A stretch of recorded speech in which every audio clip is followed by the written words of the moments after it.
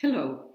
Now I want to teach you how to make a very important tool in mathematics. It's called the number line. It's a long line with this number sequenced, and in first grade, children need to be able to count up to 120. So we're going to make it to go from 0 to 120. This is a very important tool. In the coming weeks, we're going to use it to play games, but also in the future, children will need it to solve problems, or it's very helpful for them to have it as a reference when they are thinking about how to solve problems. So, all you need are very simple materials. You need a pair of scissors, something to write with, 4 pieces of paper, and tape. If you don't have tape, I'm giving you the reference for a video of how to make paste.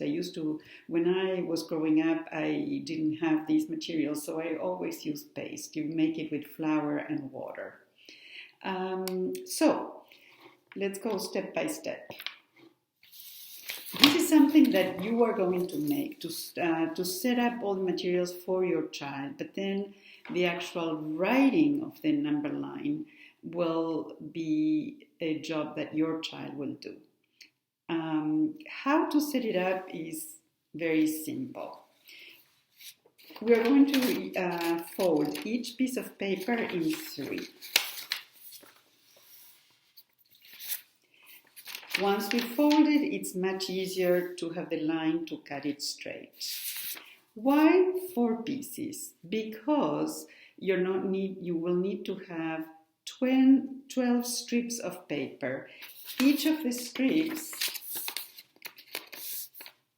will have 10 numbers, so we need 12 to get to 120. Once you cut all the strips, it will be important to make a reference. I had a loose piece of paper. It was the same length as the strip, and I decided to make a guide. I don't have a ruler, so I didn't have a way of measuring and finding exactly the same distance among these dots. But what I used my fingers. And I said, well, it's a little, and I first tried it out, and I needed to use just a little, the distance shorter than the 2 fingers. And then I distributed these dots more or less same space in between them. So we need to have 10 spaces. 1, 2, 3, 4, 5, 6, 7, 8, 9, 10 spaces. Once I had this guide, I was able to use it as a reference for each, to write it in each of these, to mark in each of the rectangle strips that I cut. But first I made a line, and then I added the dots, and I did that in all of the strips. Once the strips are ready, I connected them. I used a little piece of tape, and I let it be flexible, because then it will be very easy to fold and have it without taking too much space. If you are not using tape and you're using glue or paste, then you will have to overlap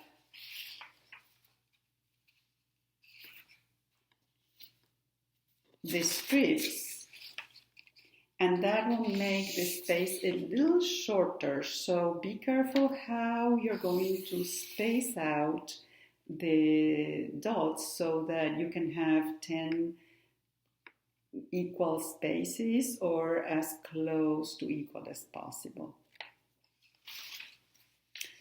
Okay, so that's all the setup that is needed. Once it's ready, your child is ready to